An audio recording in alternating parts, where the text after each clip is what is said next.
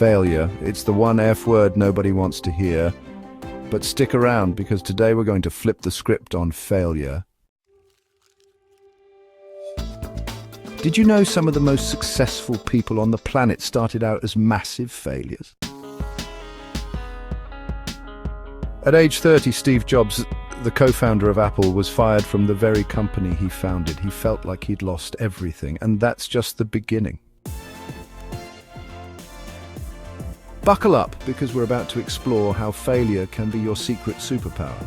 We're diving into real stories of epic comebacks, a bit of brain science, don't worry, it'll blow your mind, and actionable strategies you can start using today.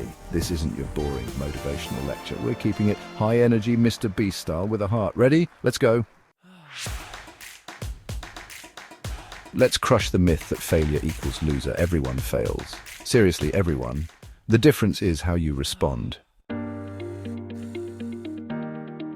Need proof? Let's do a rapid-fire round of famous failures. Steve Jobs. He got booted from Apple in 1985. That could have been the end. Instead, he built a new company, Next, and helped create Pixar. A decade later, Apple, now struggling, begged him to come back. He returned and led Apple to release the iMac, iPod, and iPhone, transforming it into one of the world's most valuable companies. J.K. Rowling. In her early 30s, she was divorced, broke, and rejected by 12 publishers. She even said, "By every usual standard, I was the biggest failure I knew," but she kept submitting her manuscript. Finally, a publisher took a chance, thanks to the CEO's young daughter loving the story. Today, Rowling is a billionaire author. If she had quit after that 12th rejection, we'd have no Harry Potter.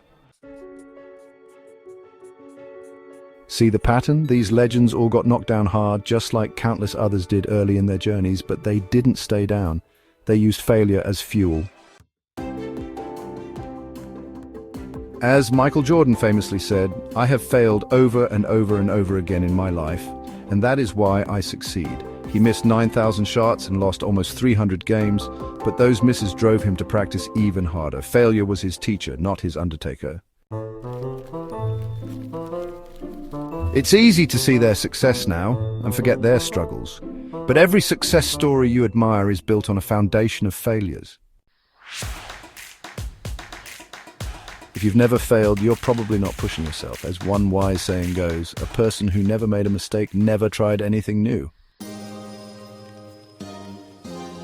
So if you're out there failing, congratulations. It means you're trying. In J.K. Rowling's words, "It is impossible to live without failing at something, unless you live so cautiously that you might as well not have lived at all, in which case you fail by default." In other words, the only way to avoid failure is to do nothing, and that's the biggest failure of all. Let's get real. Failure hurts. We're not going to sugarcoat that. When you fail, whether it's getting fired, a failed business, a breakup, or a goal you didn't reach, it stings. You might feel embarrassed, ashamed, or ready to give up. You might start thinking, "I'm a failure." But feeling like a failure does not mean you are one. It means you tried something hard. Why does it hurt so much? Partly because of our brain's wiring. Our brains remember the pain of failure like a bruise on your mind. Psychologists note that when a situation reminds you of a past failure, your unconscious mind goes, "Uh-oh, this feels like that time I messed up," and it can trip you up with doubt.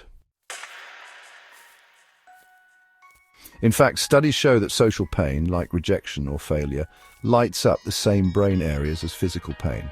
No wonder failure can feel like a punch in the gut. Your brain literally registers it as a threat. This made sense back in cave people days.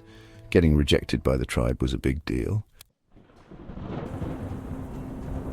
But in modern life, most failures aren't fatal. They just feel awful for a while.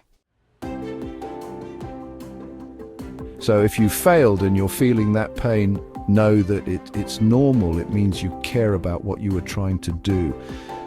But, and this is important, you don't have to stay in that dark place. Failure is temporary, and believe it or not, it can be the beginning of something better. Here's some cool science. When you fail, your brain actually kicks into learning mode. It sends out an uh-oh signal, and then let's fix this signal.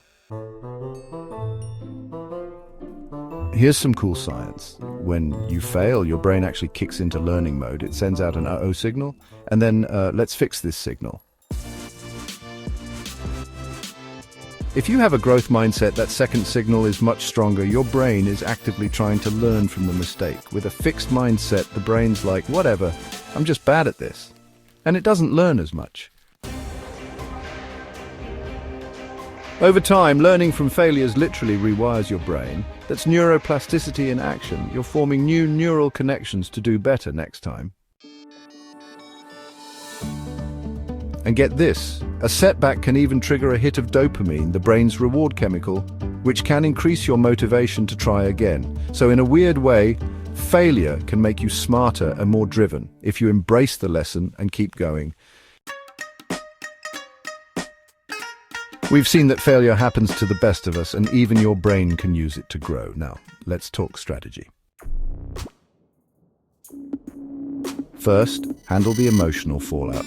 Allow yourself to feel the disappointment instead of denying it. If it hurts, let it out. Cry, vent, do what you need to do. Then practice self-compassion. Don't beat yourself up with thoughts like, I'm so stupid. Talk to yourself like you would to a friend. You tried and you learned.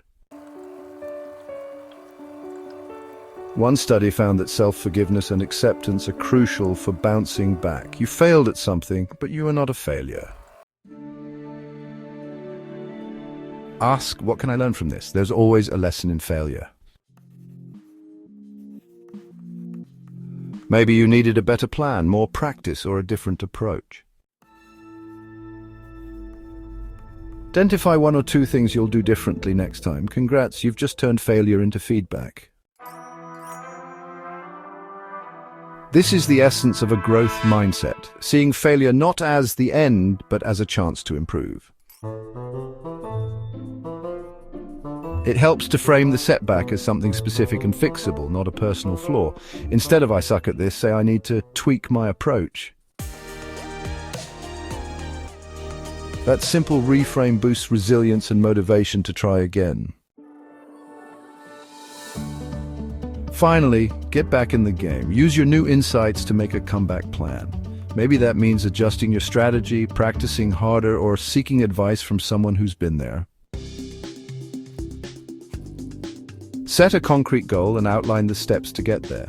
Start with a small, achievable step to build momentum. And remember, you don't have to do it alone. Reach out to friends or mentors for support and perspective. Set a concrete goal and outline the steps to get there. Start with a small, achievable step to build momentum. And remember, you don't have to do it alone. Reach out to friends or mentors for support and perspective. Take care of yourself physically and mentally. Rest, exercise, whatever keeps you strong so you have the energy to bounce back. Then get out there and try again with your improved game plan. Here's the bottom line. Failure is not the opposite of success, it's part of success. Every failure, every rejection, every faceplant is actually setting you up for growth if you choose to learn from it. Think back to those famous failures. Steve Jobs, J.K. Rowling, Michael Jordan. They all kept going despite the setbacks. They learned, adapted, and persevered. That's the real secret. As Winston Churchill reportedly said, success is not final, failure is not fatal. It is the courage to continue that counts. The next time you fail, and there will be a next time, that's life. Remember what we talked about. Remember you're in great company, that your brain is ready to help you learn from it, and that you have the tools to come back stronger. So go ahead, dare to fail, embrace the stumble, learn from it, then bounce back and show the world what you're made of. Your comeback story is just beginning. Now go write the next